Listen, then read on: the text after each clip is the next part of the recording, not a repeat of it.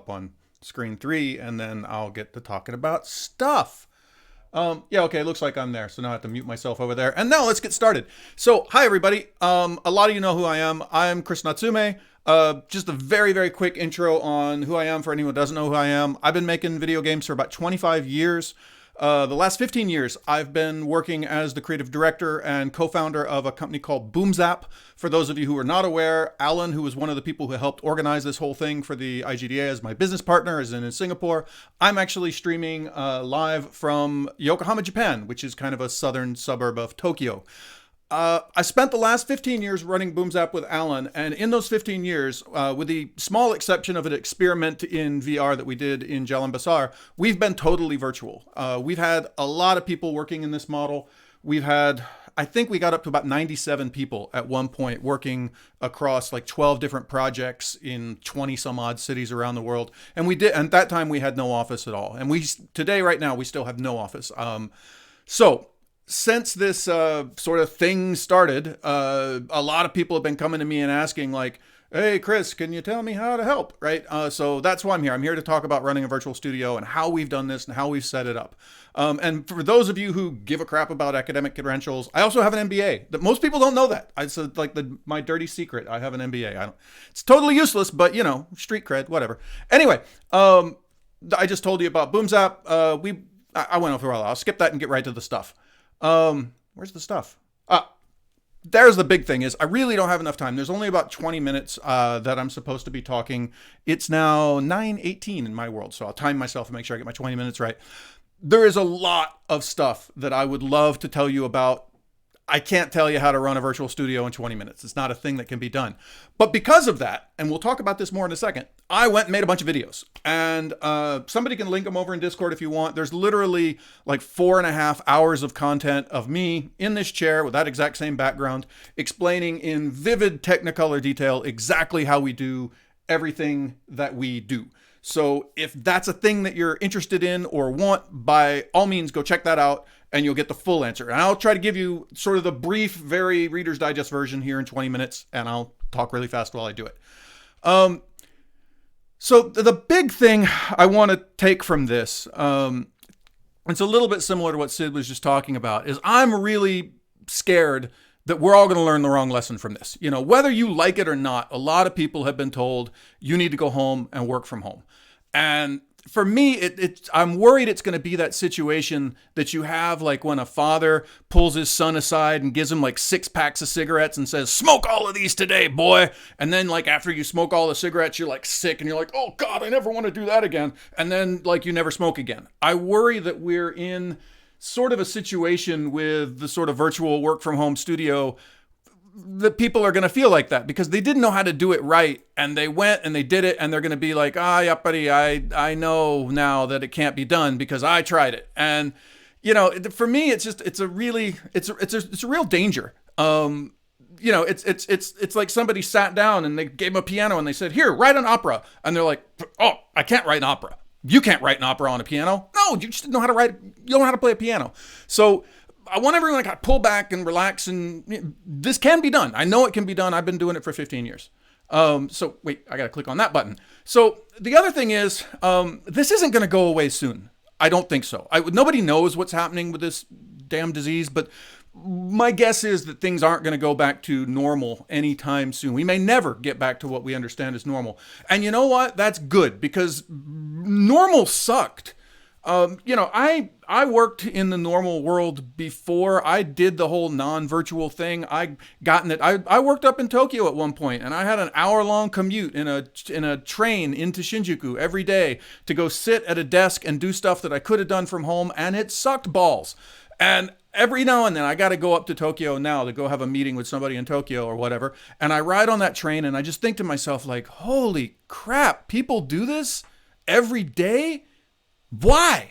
You know, and we've seen, you know, as everybody started working from home, you know, just like Sid says, suddenly all that stuff that people see, I wondered if that could be an email. Yeah, it could have been an email. The other thing, and this is, I think, one of the reasons why people have been very resistant to working from home, is if you walk into any sort of normal brick and mortar studio and kind of nose around and see what everybody's doing, there's a lot of people that I've always kind of wondered, like, you know, tell me again what it is you do here. Like they're walking around, they're looking over people at cubicles, they're, I don't know, engaging synchronicity or whatever the hell people do. And I think really when you put them into a virtual situation and say, you need to go home and every day you need to say what you did and prove your existence is worthwhile, I think a lot of those people are going to be called out and they're going to be like, we've been working for 2 weeks, Fred, and you ain't done shit. So what were you doing before we sent you home? I think there's going to be a lot of that. And I think a lot of the resistance to what's happening right now is Fred is shit scared that he's going to be found out, that he's completely useless when you actually track them by their goals instead of by how many hours they are in the studio. I honestly think that's a lot of the resistance. But I've gotten aside. Back to my points. When you go to running a virtual studio, when you go to a fully virtual environment, it's not going to be what you're used to. And that's okay. If you do it right, it's going to be better, right? And one of the biggest problems that I see when people start this is they have a way that they're used to working. Then and what their immediate response to trying to work from home is, how do I take all of my processes? How do I take everything I'm used to doing and do that from home? How do I organize my whiteboard meeting the way I used to do it? How do I organize my Monday morning team stand-up where I get to see everyone's faces the way I used to do it? And for me, it has this real feeling of like, hey, we used to have a buggy and a horse, and we drove the buggy with a horse for 20 years, and now we've got one of these new horseless carriages. So the first thing we need to do is figure out how to feed it oats. You just don't understand that the thing that you're dealing with is something totally different. So just like again, I have a whole bunch of videos and stuff that go into a lot of details, but take a deep breath and look at the way you're building stuff and ask yourself, do I really need to do all the stuff that I used to do the way I used to do it? Because probably you don't, and probably there's a better way to do it. I want to just tell you a couple quick stories. My wife works for Nissan here in Yokohama, and she has a desk job. She does desk jobby stuff, and they told her that you can't possibly do your job from home. It's impossible for you to do your job from home. And they told her this for quite a while. And it wasn't until the Prime Minister of Japan came out and actually said, you need to let all your people work from home, that anyone in Nissan was like, okay, maybe she can work from home. And they gave her this computer and they let her go work from home. And they were just so stressed out about all of this stuff that needed to happen to make it all work. And, can she be in our security systems and blah, blah, blah. And just last week, there was like something that needed to be done that the only way that it could possibly be done is if you had it hooked up to a special dongle that's only available from one mid-level manager somewhere in the office. And literally this guy had to get on a train and come down to the office and unlock the dongle, and she had to go up to the office and bring the laptop and put the dongle in the laptop because there was no way this could have been done virtually online. And I just thought to myself, like, this is crazy. This is absolutely crazy. But because they can't get their heads around the idea that none of that's really necessary, they're still kind of playing out this sort of weird kabuki theater. And and somewhere at Nissan, someone's response to that is going to be, yep. Buddy, see, it's so hard. Oh, taihen, it's so difficult to do this. Like, obviously it can't work, and you're just like, ugh, your head, you just want to shake them. So anyway, that's one of my stories. I'll tell you another story that's a little closer to my heart. I spoke to two, I will leave the publishers nameless because I don't want to call them out too bad. But I had one publisher, and this is not in the distant past. This is literally in the last couple months. Right before the virus really took off, we were talking to one publisher, and they're very interested in doing a title with us. And we put a proposal together for them and sent them the proposal. And they came back to us once the virus had sort of taken off a little bit. And they said, we can't go forward with this project because our processes require us to do an on-site visit to validate the studio. And I was like, we don't have a studio. And they were like, well, yeah, but I mean, especially with the virus. And I was like, how do you get, the virus doesn't change the fact, what are you going to do? Hang out at Alan's house for an hour and get Wendy to serve you tea? I don't know what you thought you were going to do. I don't know what you think this process serves. I don't know what this does for you. But they actually flat out said, yeah, we're going to have to wait until the virus is over because we're not able to do on-site visits. And I still couldn't get through to them that, like, even if all of this wasn't here, you still can't do an on-site visit, but that's part of their process. I had another publisher, and this was it was March 3rd. I actually went back and looked at the email. And on March 3rd, they sent me an email and they said, it looks like you're doing very good. Your studio looks really great, but we will never be able to get our upper management to approve a project from a totally virtual studio because we don't believe in it. And I thought, like, shit, that email aged badly. Like, I mean, like I want, and it's every ounce of I want to write him back right now and be like, how you feel about that now? Huh? You still feeling that? Yeah. But like, I don't want to be a dick about it. But like, that was literally March 3rd that they were still just, nope, this isn't a thing that we can do. And it's really amazing to me, the resistance to this that people have, even in the face of literally, you're going to have to get on a train and risk your life and risk the lives of others. Don't care. That's how we make games. Like, that's crazy to me. It's still a thing. So stop trying to do the same crap. I mean, that's a big thing. Again, I have lots and lots of details. Go watch the videos. There's all kinds of details in the videos. But all of them basically boil down to stop trying to do the same crap. Just stop. Seriously, stop. The tracking hours, right? The number one question that I get about how we run a virtual studio, everybody wants to know, how do you know that your staff's working? How do you know how many hours they're working? And my answer to that is always like, why does it matter? Why do you care?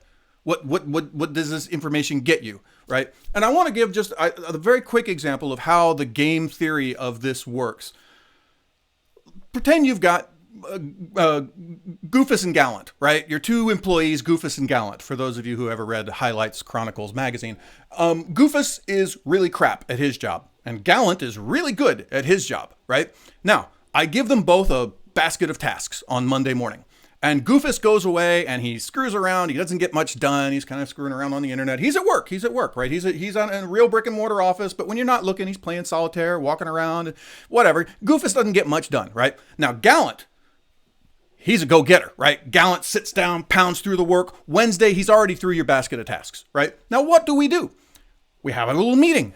How's everyone doing? And Goofus says, oh, I'm really having a hard time getting through these tasks, Chris. And Gallant says, wow, I did all my stuff. Now, what do we do in a brick and mortar studio where we track hours and that's how we look at time?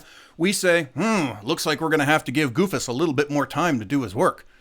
Oh, and Gallant looks like he can do a bunch more work. So let's give him a bunch more work, right? And so what have we actually done? What has the game theory played out? We've taken the person who sucks at their job and rewarded them with less work. And we've taken the person who's really good at their job and punished them by giving them more work, right? And if we were to track it by, let's say these are all single tasks. Let's say they're making characters. And Gallant, because Gallant is slow, puts out 10 characters a week. Let's say they're very simple characters. Or, I'm sorry, Goofus. Goofus, because Goofus is very slow, puts out like 10 characters a week. But Gallant, because Gallant is really good, finished all 10 characters by Wednesday. And we assigned another 10 characters. And Gallant got those 20 characters done by the end of the week. I have literally taken the better employee and paid them less money per character than the crap employee.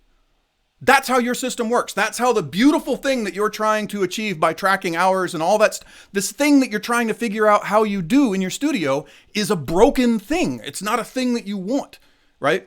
We don't track hours, ever. I have no idea how many hours my staff works, right? What I do know is how many tasks they do. And because I'm a reasonably qualified game developer, I know how long stuff takes to do. So I'll put out something like 40 hours worth of work at the beginning of the week. And if my staff gets that done at the beginning of the week, if they get it done on Monday night and they spend the rest of the week playing World of Warcraft, more power to them. They've rewarded themselves with a 4-day World of Warcraft binge, and I still got my stuff done. Usually that doesn't happen. Usually they come back to me at the end of Monday or Tuesday and say, wow, that was really easy. I can handle more work, Chris. And now I have a very clear indicator that Gallant is doing a lot of tasks every week and Goofus is not doing much.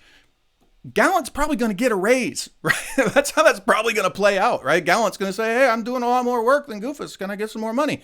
And they've got a very good case for it. And that's the way it plays out. Stop tracking hours. That whole thing that you're doing, knowing when your staff is working, all that, throw it away. You don't have to do that same old crap.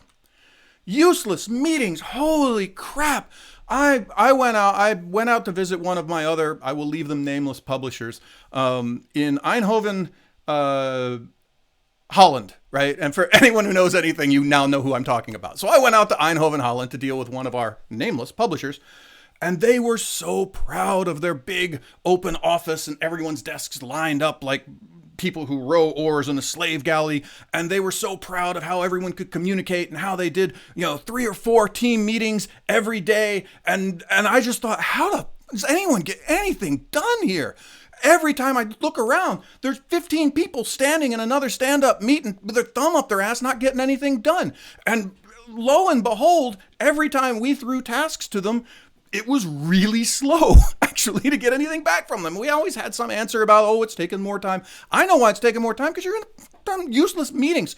Stop doing that. And the problem is, people are constantly asking me, how do we do our meetings online? How do we handle our meetings? How do we have all the...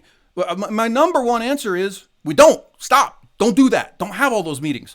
The other big one, holy crap, everybody in their Zoom, everybody's like, how do we get everybody on camera, and how do I get a good background? Look, 15 years of Boom Zap, there are literally people, I'm not making this up, there are literally people in the studio who have worked with me for more than 5 years, that if they were sitting right here next to me, I would have no clue who they are. I have no idea what they look like, because if they were a different, totally different person than who they portrayed themselves as being, I wouldn't know, right? And I don't care, right? Because the last thing I need to see in a meeting where we're talking about the user interface for a game is some dude in Indonesia's face. That doesn't help me. That's not useful information to me. The user interface that we're talking about, that's useful, sharing a screen or looking at a shared document where we're moving stuff around and we're looking at the stuff in the user interface. That's all useful information to me. Whether or not some woman in the Philippines has her hair in a ponytail or not today, I care about that. Why do I need to see that? But people are wasting so much time trying to figure out, and I see these crazy Zoom meetings. This is the funniest thing in the world. It's like watching a monkey try to make sweet love to a football. There's 15 little tiny screens. You can't even see what's on the little tiny, but you can see that everybody's there, and it makes you feel better that they're... Stop! Don't do that! No! Bad! No cookie. Focus on the task. What new ways can we use to do things? And I have like 4 hours of video where I go through in extreme detail on how we do all of this. Go watch all of that. But you don't have to do it the way that we do it. My suggestion to you is look at the actual salient tasks in your company. What do you actually need to do to get them done? And remove all of the crap that you used to do in your brick and mortar studio that's unnecessary, and just focus on what you actually need to do. How can I remove all of the frictions, anything that stops me from getting my job done? How do I remove that from this? Don't add anything into it. It's like a Japanese garden. It's best when you've removed everything you don't need, right? That's how you do it. This is another big thing that people don't get. You have 2 axes that you're playing in. And everybody understands when you're in a virtual studio that space is different. Now somebody's not in my studio. They're at home. They're in another studio. But time is different too. And we can play with time. And we can have a huge amount of power by playing with time and embracing the inherent asynchronicity of this relationship. Go watch the videos that I recorded. This is a perfect example, right? I don't have time in this 20 minutes where everybody is here, because we had to get everybody gathered around. I don't know how many people are watching this, like 30 people or something like that. I mean, I don't know. I can't tell. There's a bunch of people watching this, but this is a special magical time where 30 people all gather and watch this. But you know what? How many people are over in chat saying anything right now? Like 5? All the rest of them, they could be watching this at any whatever, right? Why does it have to happen right now? So I got 20 minutes to introduce you to my concept, which is what I'm doing. You want deep information? I have 4 hours of video. Go watch it. I took time. I edited it. I added stuff. I have screenshots of stuff. I can produce this great thing without all of you having to sit around and wait for the part of the meeting that I'm interested in. And you know what? The video is in 5 parts. If you don't care about part 1, 2, and 3, you can skip over that. If I did that all in this one big meeting, you'd have to sit there and wait and waste your time. And I'm not trying to sell you my videos. They're free. My point is you can do that with everything. Whenever I have a big, huge thing that I need to tell the staff about, I need to let everyone in Boom Zap know about a big, important thing, right? What do? I open up Audacity. I record myself for about 30 minutes. I edit that down to about 20 minutes of useful information. I post that and I say, hey, whenever you've got time, go listen to this big thing. Now I don't have to stop everybody and try to organize a meeting where everybody's there and blah, blah, blah. Don't do that crap. Asynchronicity is a beautiful, beautiful thing. It's powerful. Use collaborative documentation. I will tell you this. I'm working on a brand new proposal. This is a real thing that's happening literally right now. Not like, today. I mean, literally in another screen right there, right now. I have designers who are working on a new proposal that we're supposed to be doing. And I gave that one of our designers, a fine Singaporean lad named Ron, I gave him a task and I said, I need you to do this thing. Here's all the information that you need to work on this. And he went and started working on a collaborative document. It's a Google Slides, which is where we do most of our documentation. And every now and then, I just wander over to the slides and have a look and see what he's gotten done. Not because I'm checking up on how fast he's going, but because I want to make sure as he's going through this process, I'm giving him feedback. And so every now and then I can stop and say, hey, Ron, did you think about, we don't call a big meeting. We don't have like a let's all talk about it meeting. We just quietly doing this in the background. It's literally happening right there on that screen right now. And while I'm having this lecture, work is getting done in my studio. And when this little lecture is done, I'll go over there and check some of that work. Asynchronicity is a beautiful, beautiful thing. That was the story I just told you. The big question that you want to answer when you're talking about documentation and all of this is, how do I make sure that everyone knows this no matter when they see it, right? And we have a lot of sort of rules in the studio. We force all of our communication to be in text, in channel, in public. I have a Slack set up. Slack has a bunch of different channels. It has different thematic channels per project. So for instance, if you're working on our Last Regiment project, which by the way is the game we're working on now, if you're interested, stuff at the bottom. But if you're working on our Last Regiment product, you have to be in a Last Regiment channel. You can't go in a little private message and just talk between two of you in Tagalog. That's not a thing you're allowed to do. If you're talking about design, you go to the Last Regiment design channel. If you're talking about Last Regiment testing, there's a Last Regiment testing channel. If you're talking about Last Regiment code, there's a Last Regiment code channel. I have all of these threaded channels. Now, if 4 or 5 people go have what you would think of as a water cooler conversation in Last Regiment design about a design concept, and I happen to be at lunch when that conversation happens, if this were a normal brick and mortar studio, I just would never get that information. I would never see how. I might get like the decision at the end of it. Somebody might tell me like, hey, at lunch we decided to do this, but I wouldn't know why you decided to do that. But as it is in our studio, I come upstairs, I look at the screen, I see the chat. Oh, looks like they made a decision. This looks like why they made the decision. I notice in point 3, they're dead wrong. Now I can come in and say, hey, I noticed that you wanted to do this. Did you think about this thing that you got wrong halfway through your discussion? Maybe you don't want to do that. Maybe you want to do a different thing. This is incredibly powerful. This recording of institutional knowledge, this long record of not just what did we decide, why did we decide to do it? This is incredibly, incredibly important. And it's something that's, when I say that we can do it better, this is way better than the way it happens in your brick and mortar studio. If I teach you nothing else, all right, and this is the bit of okay, come on, Chris, give us some specifics. I'm going to give you the dead specifics of how we run our studio. The top bar header. If you learn nothing else from me about running a studio, here's how we do it. We do a daily build every single day without fail. Not doing a daily build, that's stuff people get fired for. Any day of the week, I can hop on, I can say, what did we get done yesterday? I can grab the build, I can play it, I can see that it's there. That's available to everyone on staff. We do that across every project. We do that every day. This is the heartbeat of the studio. This is how I know things are getting done. Everyone on our team has daily tasks. At the start of every day, they say, today, I'm going to do X and Y and Z. Little bullet list. Doesn't have to be anything big. But now everybody who's working with them on that project knows, okay, today, June is going to be working on this and this and that. And Bless is going to be working on this and this and that. And when I see that, everyone on the team can say like, oh, wait, Bless, I'm actually waiting for you to do this other thing.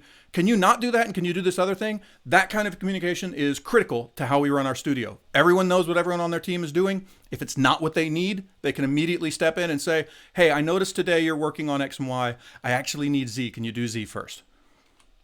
Daily reports. Every day with samples and links. At the end of every day, everyone posts a very, very short post. Today I made this character, I made this background, and I made this marketing art. And each one of those will come with a link to, here's a picture of the character I made. Here's a picture of the whatever I made. Anyone and this isn't given to your manager. This is given to the team. This is posted to everyone in the company who wants to read about it, right? It's posted in the project Slack. So, I mean, if I'm working on another project, I'm not spammed by it. But if I'm curious, I can go to any project. I can look and see. And if I want to know what Bless did today, I go, look, this is what it is. Here's the samples. I can look through our art. Now I know what Bless did today. Really straightforward, really simple. If you're working on art in our studio, works in progress twice a day. I started this morning. I got about this far by lunch. I got about this far in the afternoon. And the reason we do that is I want to make sure that they're not wasting a whole day. If Bless starts working on a character in the morning, I want to know about halfway through the day, how far did you get on this? And is this the right direction? And I don't do that because I'm trying to get Bless to work faster or anything like that. I don't want Bless wasting her time. I don't want her spending a whole day working on something and then coming in and saying, oh, you thought that. Actually, I meant this other thing. She needs to know that as soon as possible. Importantly, that feedback is always given in context. So if she's working on a character that's going to stand in front of a background, she grabs that character in Photoshop, she plops it in front of that background, and I can see in context how this is going to be used. And this is a big thing that I think a lot of people get wrong. They'll get like, they made 4 characters for me today, and there's a gray screen with the 4 characters lined up. Unless your game is showing those 4 characters in front of a gray screen, that's useless information. I need to see that character, where it's going to be used, so I can say, hey, look, the line weight on this is a lot different than the line weight of the background, or the color looks really different, or the detail level looks really different, or actually this looks really busy in front of that other thing. If you're not seeing it in context, the comments that you're giving, you're just going to have to do it all over again when you get it in context. Weekly tasks. So every day, everyone tells me what they're going to do in the morning. They tell me at the end of the day what they did. Once a week, they tell me, this is what I'm trying to achieve this week. Monday morning, this week, I'm going to finish campaign 2 of Last Regiment. Great. I now know what Javi's doing this week. Every day I can check and see, how's Javi coming along with his goal of finishing campaign 2? On Friday, I can ask Javi, did you finish campaign 2? And if he's a goofus and didn't get it done, well, sorry, Javi, you were supposed to get that done, and that's a week's worth of work, and you didn't get your week's worth of work done. I guess you're working through the weekend. And you know what? If this happens a couple weeks in a row, you know what happens? Goofus gets angry. Goofus says, I'm working through my weekends. Screw this company. And Goofus quits. Great. I don't like Goofus because Goofus is consistently not getting their work done on time. On the other hand, some other, let's pretend Javi is a gallant. Javi did great work. And he says, I'm going to get campaign 2 done. And somewhere around Wednesday, he says, hey, I'm done with campaign 2. If this happens religiously, I'm going to start saying, maybe we should be paying Javi more because he's getting his work done a little bit faster, isn't he? Or Javi's going to kind of slow himself down a little bit and play a little bit more World of Warcraft. Either way, I still get what I consider a week's worth of work done. I know what's going to happen at the beginning of the week. I get to know every day how it's going. Very straightforward. It's not done unless it's in the build. And this is the most critical thing. People in your studio will be like, well, you told me to do this, and I'm done with it. Okay, is it in the build? Can I play it? If it's not done, because that's the last step of the process, and that's usually the longest step of the process, because you're going to get it in the build. It's not going to work like you think it's going to work. It's going to break. It's going to have something that doesn't work with it, blah, blah, blah. If it's not in the build, doesn't count as done. And there's a daily build every day. You have the daily build on your computer every day. You can change out the daily build on your computer every day. You can test your stuff on your machine. You don't need a programmer to help you. It's your fault if it doesn't work. And that's literally it. That's literally, wait, I'm going to turn off my little, what is this? My display capture. I'll turn that. There we go. I'll turn it off. You can look at the pretty island behind me. That's it. That's how we run a virtual studio. That's the best I can do for you. And I think I went a little over my 20 minutes. If anyone's got any questions, I'm actually looking at chat right now. So throw something in chat if you have a question. I'm going to give that like 30 seconds. Oh, there's curry on my arm. I guess should have. I ate like hours ago. It's really strange. There's still curry there. Anyway, if anyone has any questions, feel free to ask me one now. Otherwise, I'm going to go away. Anyone? Okay, so while I wait for any questions, how I get curry on my arm? I had curry for dinner. That's how I got curry on my arm. I will say one last thing before I go away. I think Sid made a really valuable point. I hope everything doesn't go back to the way it was before. I see all this crap on TV about, oh, we applauded our nurses and, oh, don't we love our retail workers and whatnot. God, I hope we don't forget this and I know we will. I know it's going to be 2 months from now and we're going to go right back to where we were before because we're selfish animals and humans don't deserve to live. But I swear I wish we could stay like this. That's what I got. To the one sort of valid question, what do you do about screaming children? Beat them. Beat them in the No, that's not what I swear to God, I don't beat my children. I actually talk about this a little bit in the longer video series. The short answer of that is you got to come to some agreements with your family about how you're working.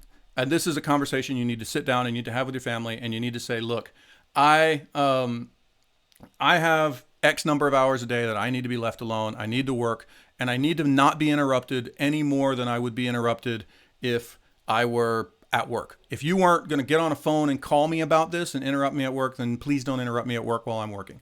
That's sort of the level of interruption that people should know about people who are working in their house. Now, they probably won't expect you to come deal with the screaming kid, but that doesn't mean that the screaming kid stops screaming. I have right here a really nice pair of noise canceling headphones. They help. But of course, my kids are teenagers now, so they don't really scream so much as like whine and bitch and talk about how nobody loves them and the world doesn't really understand them. Which, you know, if I could go back to the screaming, I'd take it. All right. That's what I got. Thanks, everybody. I'm going to turn off this. I'll be in chat if anyone wants to ask me any questions, but I think it's the next person's turn. How do I turn this off? I know there's a button. There's a turn off button. This one. This is bye-bye, everybody.